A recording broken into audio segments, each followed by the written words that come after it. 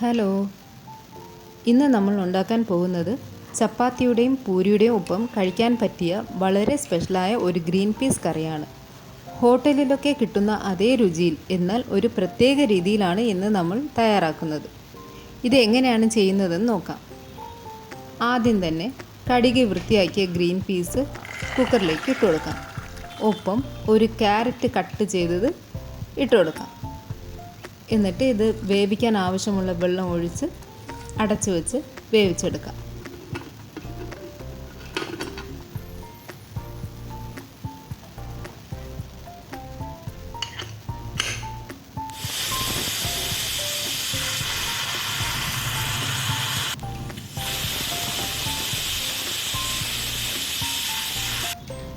Pressure പോയതിന് ശേഷം cooker തുറക്കാം. ഗ്രീൻ പീസ് നന്നായി വെന്ത് വന്നിട്ടുണ്ട്. ഇനി ഒരു പാത്രത്തിൽ അല്പം എണ്ണ ഒഴിച്ച് പട്ട ഗ്രാമ്പു ഇടാം. ഒപ്പം തന്നെ 1/4 ഭാഗം സവാള,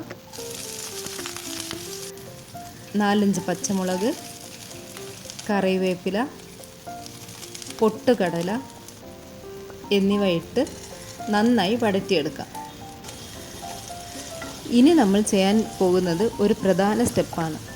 സവാള വഴന്നു വരുമ്പോൾ അടുപ്പ് ഓഫ് ചെയ്യുക. ആ പാത്രത്തിലെ ചൂടിലേക്ക് മല്ലിയില, പുതിന ഇല, 1 കപ്പ് തേങ്ങ, മുഴുവൻ പെരിഞ്ജീരകം, ഇഞ്ചി വെളുത്തുള്ളി പേസ്റ്റ് എന്നിവ ഇട്ട് ജസ്റ്റ് ഒന്ന് വാട്ടിയെടുക്കാം. ഈ ചൂടിൽ തന്നെ ഇതൊന്ന് വാടി വരുമ്പോൾ നല്ല പേസ്റ്റ് രൂപത്തിൽ അരച്ചെടുക്കണം. ഇങ്ങനെ ചെയ്യുന്നത് കൊണ്ട് കറിക്ക് നല്ലൊരു ഫ്രഷ് രുചിയും മണവും കിട്ടും.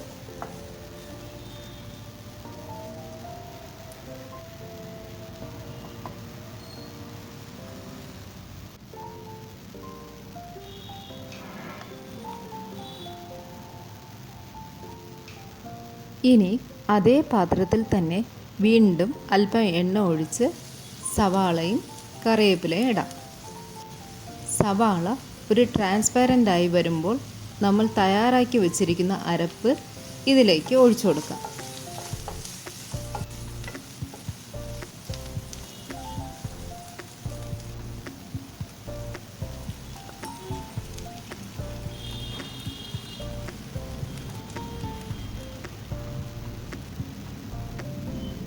നമ്മൾ ഇതുവരെ കറിയിൽ ഉപ്പ് ചേർത്തിട്ടില്ലായിരുന്നു.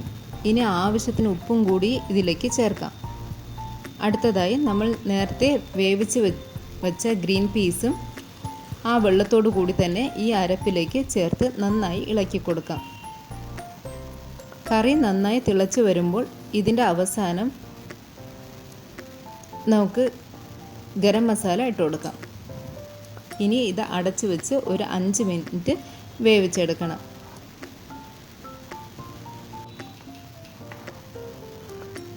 നല്ല ഫ്രഷ് മണമുള്ള ഗ്രീൻ പീസ് കറി തയ്യാർ.